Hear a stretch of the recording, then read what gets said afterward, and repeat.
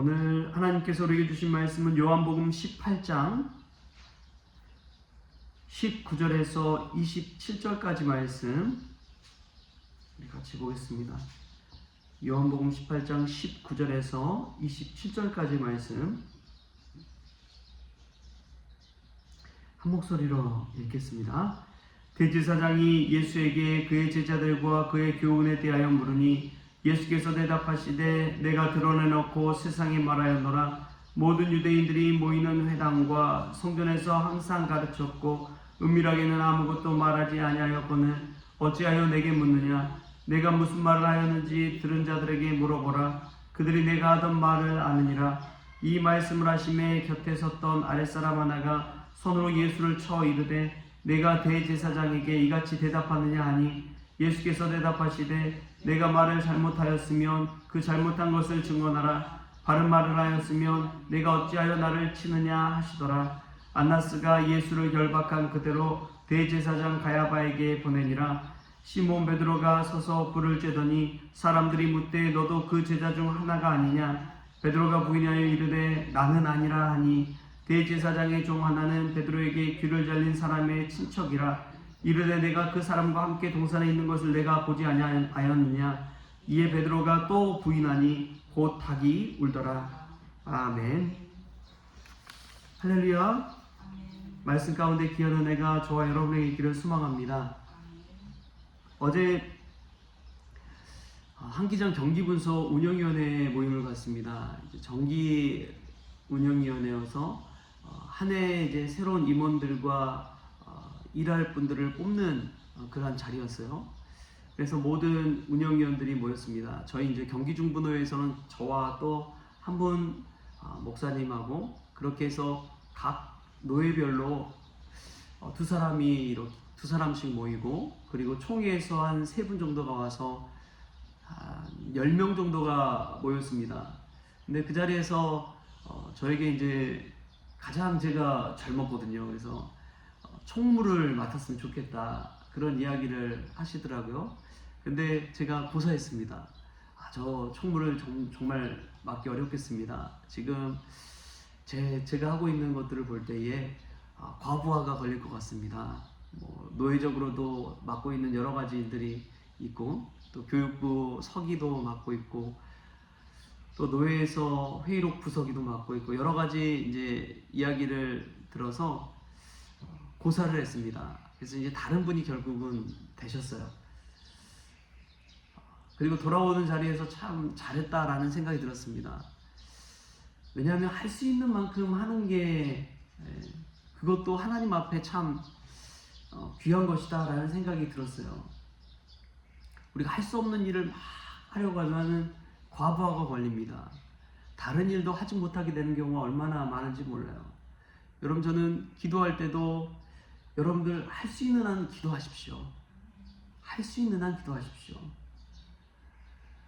자신 해치면서까지 기도하지 마십시오. 할 수 있는 한 기도하시되 여러분 은혜 받으면 기도하게 될 줄 믿습니다. 하지 말라고 해도 기도하러 옵니다. 은혜 받은 사람의 특징이에요. 기도는 누가 시켜서 하는 것이 아닙니다. 내가 하나님과의 그 대화가 너무나 즐겁고 행복하니까 막 참고 견딜 수 없어서 그냥 오는 것이지, 누가 시켜서 하는 기도, 누가 하라고 해서 하는 것, 여러분 기도는 우리 하나님과의 기쁨의 대화인 줄 믿습니다. 기도할 때 기쁨이 있고 능력이 임하고 평안을 받고 하는 것이지, 기도하는 것도 부담 가지고 기도한다는 것은 그것은 하나님 앞에 우리가 잘못 구하고 있는 것 아닌가라는 생각이 듭니다. 예수님이 오늘 이 안나스에게, 대제사장에게 끌려갑니다. 결박된 채로 끌려가서 신문을 봤는데 예수님이 어찌나 당당한지 몰라요. 왜 예수님이 이렇게 당당하실까? 예수님 죄가 없으시니까 당연히 당당하시지요.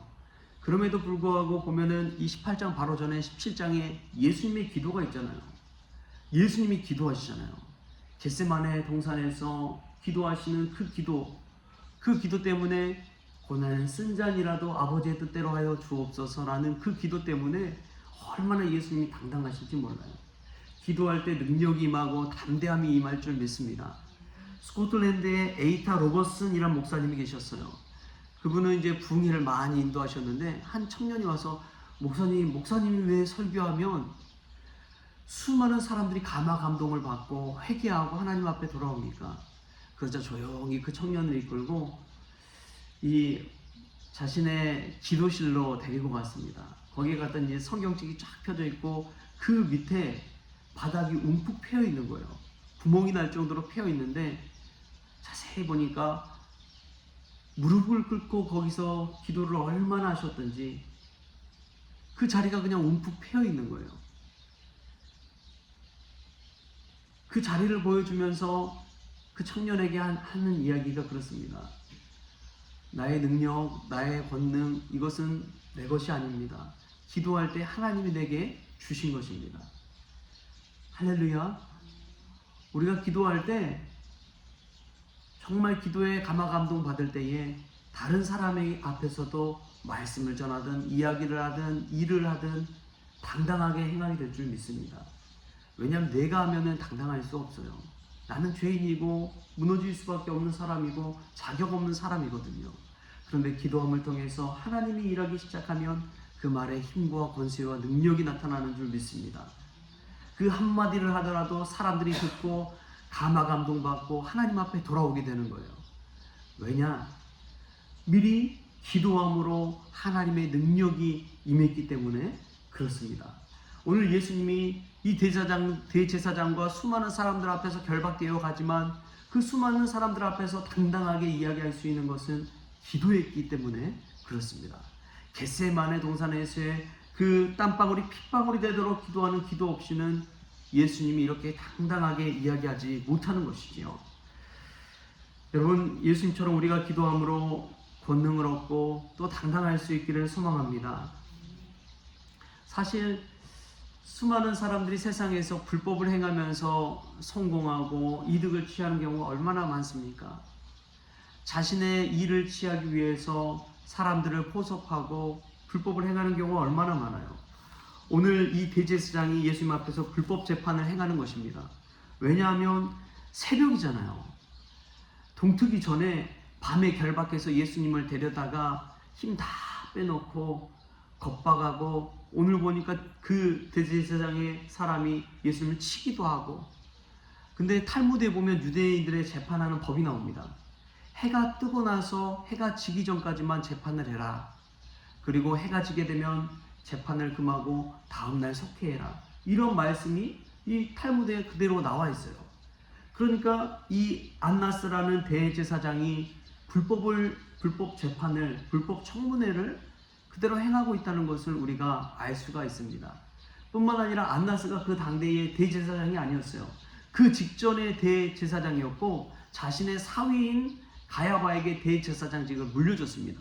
그래서 현재 대제사장도 아닌데 안나스가 그냥 월권내기를 해가지고 불법으로 예수님을 결박해서 데리고 와서 이렇게 재판하고 있는 것입니다. 다 불법이에요. 온통 증인들 데려와서 이야기해도 그 증인들도 자기들이 다 말 맞춰가지고 돈 주고 불러온 사람이 이 안나스입니다. 자신의 가족들, 사위들 다 나중에 대제사장 시킨 사람이 이 안나스예요. 로마 황제에 빌붙어서 그런 일들, 불법을 아무렇지 않게 행하는 사람입니다. 그래서 자신이 세상의 권세를 가졌다고 예수님 앞에 이렇게 협박하고 때리고 그런 일들을 자행하고 있는 거예요. 근데 그런 권력자 앞에서도 예수님은 얼마나 당당하십니까? 세상의 권력 앞에서, 세상의 불법 앞에서도 예수님이 쥐지 아니하시고 끝까지 내가 말한 것은 은밀하게 하는 것이 아니라 성전에서 사람들 앞에서 다 행했다. 그 사람들이 다 알고 있다. 얼마나 이렇게 자부심을 가지고 이야기하는지 모릅니다. 여러분, 왜 큰 소리 낼까요? 안나스가 왜 예수님께 오히려 도리어 물을까요? 그것은 자신이 예수님의 불법을 발견하지 못했기 때문에 그렇습니다. 어떻게 해서든 정치적인 이 죄를 묻고 싶어서 19절에 이렇게 물어보는 거예요. 대제사장이 예수에게 그의 제자들과 그의 교훈에 대하여 물으니 너희들 제자들이 누구누구냐? 너와 동조하는 세력이 누구누구냐? 다 불어라.